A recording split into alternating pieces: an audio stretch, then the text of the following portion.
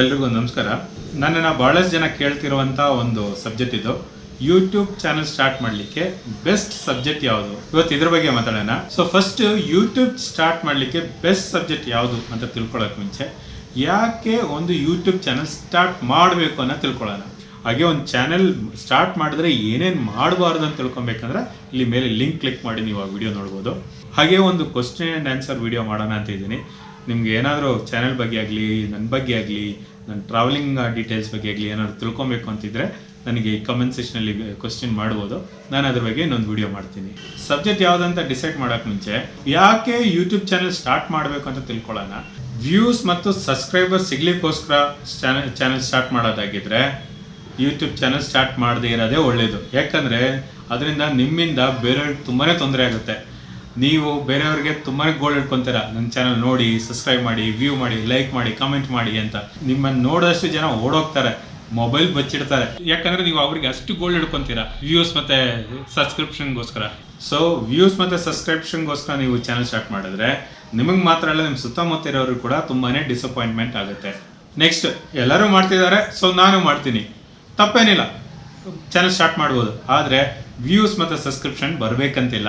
ಅಥವಾ ನನ್ನ friends start ಮಾಡಿದ್ರು, ಅವ್ರಿಗೆ ಕ್ಲಿಕ್ ಆಯಿತು, ಸೊ ನಾನು ಮಾಡ್ತೀನಿ, ನನಗೂ ಕ್ಲಿಕ್ ಆಗುತ್ತೆ ಅಂತ ಅಂದ್ಕೊಂಡು ಮಾಡೋದಾಗಿದ್ರೆ ಅದರಿಂದ ಸಿಕ್ಕಾಪಟ್ಟೆ ಬೇಜಾರಾಗೋ ಚಾನ್ಸಸ್ ಇದೆ. ನನ್ನ ದೃಷ್ಟಿಯಿಂದ ನನಗೆ ಏನಾದರೂ ಹೇಳಬೇಕು ಅಥವಾ ತೋರಿಸ್ಬೇಕು ಅಂತಿದ್ರೆ ನಿಮ್ಮಂಥವ್ರಿಗಾಗಿ ಯೂಟ್ಯೂಬ್ ಚಾನಲ್ ಇರೋದು. ಸೊ ಹಾಗಿದ್ರೆ ಏನೇನು ತೋರಿಸ್ಬೋದು ಯೂಟ್ಯೂಬಲ್ಲಿ, ಏನು ಬೇಕಾದ್ರೂ ತೋರಿಸ್ಬೋದು. ಅಂದರೆ ಯೂಟ್ಯೂಬ್ ಪಾಲಿಸಿ ಮತ್ತು ಗೈಡ್ಲೈನ್ಸ್ ಫಾಲೋ ಮಾಡಿಕೊಂಡು ನಾವು ಯಾವ ಸಬ್ಜೆಕ್ಟ್ ಬೇಕಾದ್ರೂ ಚೂಸ್ ಮಾಡ್ಬೋದು.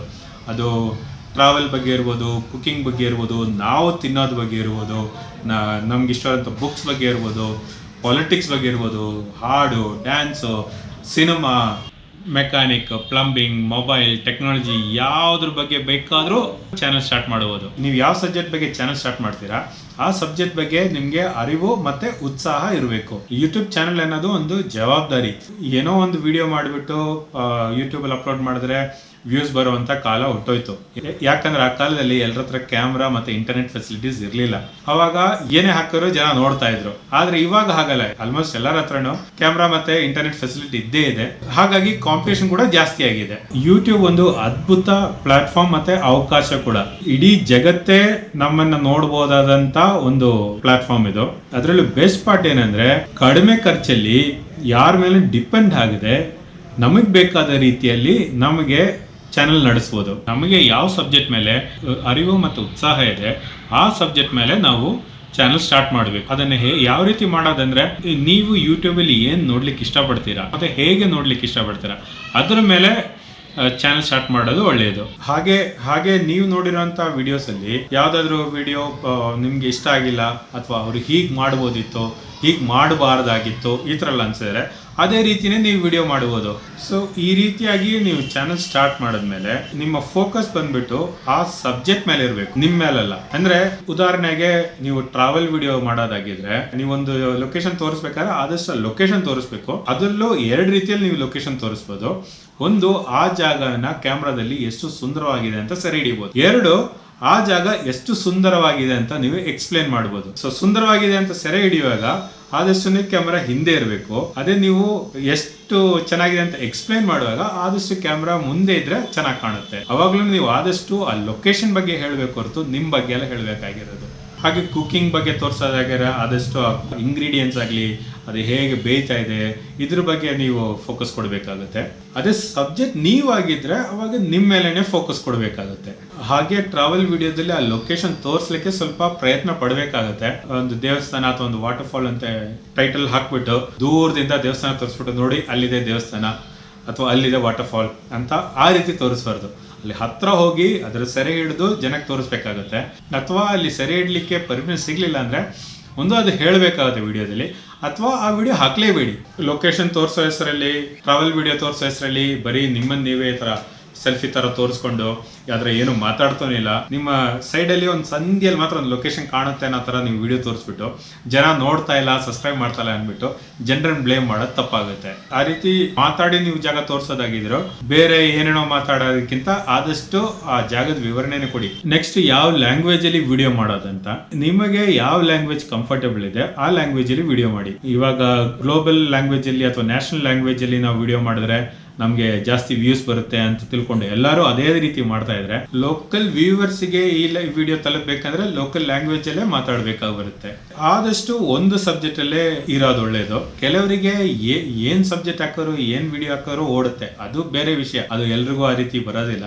ಆದಷ್ಟು ಸ್ಟಾರ್ಟಿಂಗ್ ಅಲ್ಲಿ ಒಂದೇ ಸಬ್ಜೆಕ್ಟ್ ಅಲ್ಲಿ ವಿಡಿಯೋ ಮಾಡೋದು ಒಳ್ಳೇದು. ಯಾಕಂದ್ರೆ ಇವಾಗ ನೀವು ಟ್ರಾವೆಲ್ ವಿಡಿಯೋಸ್ ಮಾಡ್ತಾ ಇದ್ದೀರಾ, ಟ್ರಾವೆಲ್ ವಿಡಿಯೋಸ್ ನೋಡ್ಲಿಕ್ಕೆ ಅಂತ ನಿಮ್ಮ ಚಾನೆಲ್ಗೆ ಜನ ಸಬ್ಸ್ಕ್ರೈಬ್ ಮಾಡ್ಕೊಂತಾರೆ. ಟ್ರಾವೆಲ್ ವಿಡಿಯೋ ಮಾಡೋರು ಟ್ರಾವೆಲ್ ರಿಲೇಟೆಡ್ ಆದಂತ ಪ್ರಾಡಕ್ಟ್ಸ್ ಬಗ್ಗೆನೂ ವಿಡಿಯೋ ಮಾಡಬಹುದು. ಟ್ರಾವೆಲ್ ಮಾಡ್ಲಿಕ್ಕೆ ಏನೇನು ಎಕ್ವಿಪ್ಮೆಂಟ್ಸ್ ಬೇಕು ಅಥವಾ ಗಾಡಿಗಳೇನ್ ಬೇಕು ಆ ಗಾಡಿ ಬಗ್ಗೆ ಮಾತಾಡ್ಬೋದು, ಶೂಸ್ ಬಗ್ಗೆ, ಕ್ಯಾಮ್ರಾ ಬಗ್ಗೆ, ಡ್ರೆಸ್ ಬಗ್ಗೆ, ಅಲ್ಲಿನ ವೆದರ್ ಕಂಡೀಷನ್ಸ್ ಬಗ್ಗೆ, ಈ ರೀತಿ ಟ್ರಾವೆಲ್ಗೆ ರಿಲೇಟೆಡ್ ಆದಂತ ವಿಷಯಗಳು ಬೇರೆ ಬೇರೆ ಮಾಡಬಹುದು. ಆದ್ರೆ ಟ್ರಾವೆಲ್ ಬಗ್ಗೆ ವಿಡಿಯೋ ಮಾಡೋರು ಇದಕ್ಕಿದಂಗೆ ಬೇರೆ ಯಾವ್ದಾದ್ರು ಒಂದು ಸಬ್ಜೆಕ್ಟ್, ಉದಾಹರಣೆಗೆ ಒಂದು ವ್ಯಾಕ್ಯೂಮ್ ಕ್ಲೀನರ್ ಬಗ್ಗೆ ವಿಡಿಯೋ ಮಾಡಿಬಿಟ್ಟು ಅಥವಾ ಪಾಲಿಟಿಕ್ಸ್ ಬಗ್ಗೆ ವಿಡಿಯೋ ಹಾಕ್ಬಿಟ್ಟು ಆಮೇಲೆ ನಾನು 50 ವಿಡಿಯೋಸ್ ಹಾಕ್ತೆ, 100 ವಿಡಿಯೋಸ್ ಹಾಕ್ತೆ, ಜನ ನಂದು ನೋಡ್ತಾ ಇಲ್ಲ ಅಂತ ಅನ್ಕೊಂಡ್ರೆ ಅದಾಗೋದಿಲ್ಲ. ಅದು ಏನಕ್ಕೆ ಇಲ್ಲಿ ನೀವು ನೋಡ್ಬೋದು, ನಮ್ಮ ವಿಡಿಯೋ ನೋಡ್ತಿರೋರಿಗೆ ಯೂಟ್ಯೂಬ್ ನಮ್ದು ನೆಕ್ಸ್ಟ್ ವಿಡಿಯೋ ಕೂಡ ಸಜೆಸ್ಟ್ ಮಾಡ್ಕೊಡುತ್ತೆ. ಇವಾಗ ಟ್ರಾವೆಲ್ ಬಗ್ಗೆ ವಿಡಿಯೋ ಹಾಕ್ಬಿಟ್ಟು ನೆಕ್ಸ್ಟ್ ವಿಡಿಯೋ ಸಜೆಸ್ಟ್ ಮಾಡಿ ಅದು ಇನ್ನೊಂದು ಟ್ರಾವೆಲ್ ಲೊಕೇಶನ್ ಬಗ್ಗೆ ಇದ್ರೆ ಅದನ್ನ ಜನ ಕ್ಲಿಕ್ ಮಾಡಿ ನೋಡೋವಂಥ ಸಾಧ್ಯತೆ ಇದೆ. ಅದೇ ಅದು ಟೋಟ್ಲಿ ಬೇರೆ ಸಬ್ಜೆಕ್ಟ್ ಇದ್ರೆ ಅದಕ್ಕೆ ಕ್ಲಿಕ್ ಸಿಗೋದು ತುಂಬಾನೇ ಕಡಿಮೆ. ಸೊ ಹಾಗಾಗಿ ಈ ಸಜೆಸ್ಟೆಡ್ ವಿಡಿಯೋದು ಕೂಡ ಬೆನಿಫಿಟ್ ತಗೊಬೇಕಂದ್ರೆ ಸ್ಟಾರ್ಟಿಂಗ್ ಅಲ್ಲಿ ನಮ್ಗೆ ಒಂದಷ್ಟು ಆಡಿಯನ್ಸ್ ಆಗೋವರೆಗಾದ್ರೂ ಒಂದೇ ಸಬ್ಜೆಕ್ಟ್ ಅಲ್ಲಿ ನಾವು ವಿಡಿಯೋ ಮಾಡೋದು ಉತ್ತಮ. ಸೊ ಈ ಒಂದೇ ಸಬ್ಜೆಕ್ಟ್ ಅಲ್ಲಿ ವಿಡಿಯೋ ಮಾಡಿದ್ರೆ ಇನ್ನೊಂದು ಆಡಿಯನ್ಸ್ ಇಂದ ಫೀಡ್ಬ್ಯಾಕ್ ತಗೊಳ್ಳೋದು ಈಸಿ ಆಗುತ್ತೆ, ಜೊತೆಗೆ ವಿಡಿಯೋ ಕ್ವಾಲಿಟಿ ಇಂಪ್ರೂವ್ ಮಾಡೋದು ಕೂಡ ನಮ್ಗೆ ಈಸಿ ಆಗುತ್ತೆ. ವಿಡಿಯೋ ಕ್ವಾಲಿಟಿ ಅಂದ್ರೆ ಫಸ್ಟ್ ವಿಡಿಯೋದಲ್ಲೇ ನಮಗೆ ತುಂಬಾನೇ ಚೆನ್ನಾಗಿರುವಂತ ಸೂಪರ್ ಕ್ವಾಲಿಟಿ ವಿಡಿಯೋ ಮಾಡ್ಲಿಕ್ಕೆ ಆಗೋದಿಲ್ಲ. ಸ್ಟಾರ್ಟಿಂಗ್ ಅಲ್ಲಿ ನಾವು ವಿಡಿಯೋ ಮಾಡ್ತಾನೆ ಅದು ಕಲಿಯೋದು. ನಮ್ಗೆ ಯಾವ ರೀತಿ ವಿಡಿಯೋ ಬೇಕೋ ಆ ರೀತಿ ಮಾಡ್ಬೇಕಾದ್ರೆ ಸ್ವಲ್ಪ ಟೈಮ್ ಹಿಡಿಯುತ್ತೆ, ಅದು ವಿಡಿಯೋ ಮಾಡ್ತಾನೆ ಗೊತ್ತಾಗೋದು.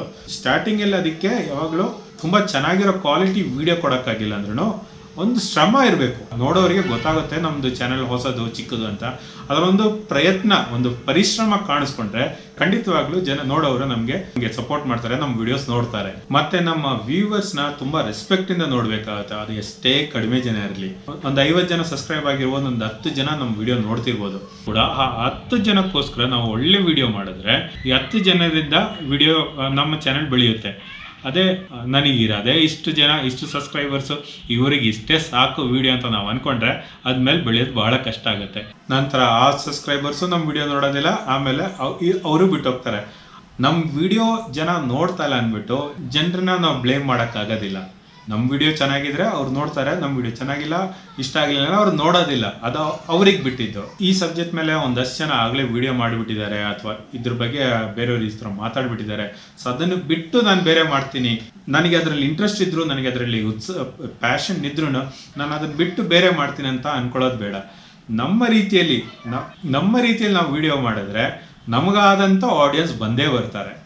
ಮತ್ತೆ ಸ್ಟಾರ್ಟಿಂಗಲ್ಲಿ ಒಂದು ಸ್ವಲ್ಪ ವಿಡಿಯೋಸ್ ಹಾಕ್ಬೇಕಾಗತ್ತೆ, ಒಂದು 20 - 30 ವಿಡಿಯೋಸ್ ಹಾಕಿದ್ಮೇಲೆ ಯೂಟ್ಯೂಬ್ ಸ್ವಲ್ಪ ಆಗಿ ನಮ್ಮ ವಿಡಿಯೋಸ್ನ ಬೇರೆಯವರಿಗೆ ತೋರಿಸ್ಲಿಕ್ಕೆ ಸ್ಟಾರ್ಟ್ ಮಾಡೋದು. 1-2 ವಿಡಿಯೋಸ್ ಹಾಕಿದ ತಕ್ಷಣ ನಮ್ಮ ವಿಡಿಯೋಸ್ ಏನೋ ಆ ವಿಡಿಯೋ ಎಷ್ಟೇ ಚೆನ್ನಾಗಿದ್ರು ಯೂಟ್ಯೂಬ್ ತೆಗೆದು ಬೇರೆಯವರಿಗೆ ತೋರಿಸೋದಿಲ್ಲ. ಸ್ವಲ್ಪ ಜಾಸ್ತಿ ವಿಡಿಯೋಸ್ ಹಾಕಿದ್ಮೇಲೆ ನಮ್ಮ ವಿಡಿಯೋಸ್ನ, ನಮ್ಮ ಚಾನೆಲ್ನ ಯೂಟ್ಯೂಬ್ ಬೇರೆಯವರಿಗೆ ಸಜೆಸ್ಟ್ ಮಾಡೋದು. ಮತ್ತೆ ಒರಿಜಿನಲ್ ಕಂಟೆಂಟ್ ಮಾಡಬೇಕಾಗತ್ತೆ. ಬೇರೆ ವಿಡಿಯೋಸಿಂದ ಐಡಿಯಾಸ್ ಅಥವಾ ಇನ್ಸ್ಪಿರೇಷನ್ ತೊಗೊಬೋದು, ಆದರೆ ನಮ್ಮ ವಿಡಿಯೋಸು ನಾವೇ ರೆಕಾರ್ಡ್ ಮಾಡಿ ಅಪ್ಲೋಡ್ ಮಾಡಬೇಕಾಗತ್ತೆ. ಬೇರೆ ವಿಡಿಯೋಸನ್ನ ಯೂಸ್ ಮಾಡೋದು ಬಹಳಷ್ಟು ತೊಂದರೆ ಆಗುತ್ತೆ ಅದರಿಂದ. ಮತ್ತೆ ಯೂಟ್ಯೂಬ್ ಚಾನೆಲ್ ಸ್ಟಾರ್ಟ್ ಮಾಡೋರು ಯೂಟ್ಯೂಬ್ ಪಾಲಿಸೀಸ್ ಮತ್ತೆ ಕಮ್ಯುನಿಟಿ ಗೈಡೆನ್ಸ್ ಫಾಲೋ ಮಾಡಲೇಬೇಕಾಗತ್ತೆ. ಯೂಟ್ಯೂಬ್ ಚಾನೆಲ್ ಸ್ಟಾರ್ಟ್ ಮಾಡೋಕೆ ಮುಂಚೆ ಅದನ್ನ ನೋಡ್ಕೊಳ್ಳೋದು ಒಳ್ಳೆಯದು. ಯೂಟ್ಯೂಬ್ ಚಾನೆಲ್ ನಡೆಸಬೇಕಂದ್ರೆ ಸಾಕಷ್ಟು ಡೆಡಿಕೇಶನ್ ಕೊಡಬೇಕಾಗತ್ತೆ, ಟೈಮ್ ಮತ್ತೆ ಎನರ್ಜಿ ಮೂಲಕ. ಜನ ನೋಡಿದ್ರೆ ಮಾತ್ರ ನಾನು ವಿಡಿಯೋ ಹಾಕ್ತೀನಿ ಅಂತ ಅನ್ಕೊಂಡು ವೆಯ್ಟ್ ಮಾಡ್ಕೊಂಡಿದ್ರೆ ಅದು ಯಾವತ್ತೂ ಸಕ್ಸಸ್ ಆಗೋದಿಲ್ಲ. ವಿಡಿಯೋ ಆಗ್ತಾ ಇರಬೇಕು, ಆವಾಗಲೇ ಜನ ನಮ್ಮ ವಿಡಿಯೋಸ್ ನೋಡೋದು. ಸ್ಟಾರ್ಟಿಂಗಲ್ಲಿ ಯಾರು ನಮ್ಮ ವಿಡಿಯೋಸ್ ನೋಡೋದಿಲ್ಲ, ಸ್ವಲ್ಪ ತಾಳ್ಮೆ ಬೇಕಾಗುತ್ತೆ. ವಿಡಿಯೋಸ್ ಅಪ್ಲೋಡ್ ಮಾಡಿ, ಜಾಸ್ತಿ ವಿಡಿಯೋಸ್ ಅಪ್ಲೋಡ್ ಮಾಡಿ ತಾಳ್ಮೆಯಿಂದ ಇರಬೇಕಾಗತ್ತೆ. ಜನ ನೋಡಿಲ್ಲ ಅಂದರೂ ನಮ್ಮ ವೀಡಿಯೋಸ್ ಅಪ್ಲೋಡ್ ಮಾಡಲಿಕ್ಕೆ ಮೋಟಿವೇಶನ್ ಇರಬೇಕಂದ್ರೆ ನಮಗೆ ಇಂಟ್ರೆಸ್ಟ್ ಇರುವಂಥ, ನಮಗೆ ಉತ್ಸಾಹ ಇರುವಂಥ ಸಬ್ಜೆಕ್ಟಲ್ಲಿ ವೀಡಿಯೋಸ್ ಮಾಡಿದ್ರೇ ಅದು ಆಗೋದು. ನಂತರ ಒಂದು ಲೆವೆಲ್ ಮೇಲೆ ಬೆಳೆದ ಮೇಲೆ ನಮಗೆ ಆಡಿಯನ್ಸ್ ಫೀಡ್ಬ್ಯಾಕ್ ಎಷ್ಟು ಚೆನ್ನಾಗಿ ಬರುತ್ತೆ ಅಂದರೆ ಆ ಫೀಡ್ಬ್ಯಾಕೇ ನಮ್ಗೆ ಮೋಟಿವೇಶನ್ ಆಗಿ ನಾವು ಮುಂದುವರಿತೀವಿ. ಒಂದು ಯೂಟ್ಯೂಬ್ ಚಾನಲ್ ಸ್ಟಾರ್ಟ್ ಮಾಡಲಿಕ್ಕೆ ನಮ್ಮ ಹತ್ರ ಏನೇನು ಎಕ್ವಿಪ್ಮೆಂಟ್ಸ್, ಯಾವ ಕ್ಯಾಮ್ರಾ ಬೇಕು, ಯಾವ ರೀತಿಯಾದ ಎಕ್ವಿಪ್ಮೆಂಟ್ಸ್ ಬೇಕು ಅನ್ನೋದ್ರ ಬಗ್ಗೆ ನಾನು ಮುಂದಿನ ವೀಡಿಯೋದಲ್ಲಿ ಹೇಳ್ತೀನಿ. ಸೊ ಮುಂದಿನ ವೀಡಿಯೋದಲ್ಲಿ ಮತ್ತೆ ಸಿಗೋಣ. ಬಾಯ್.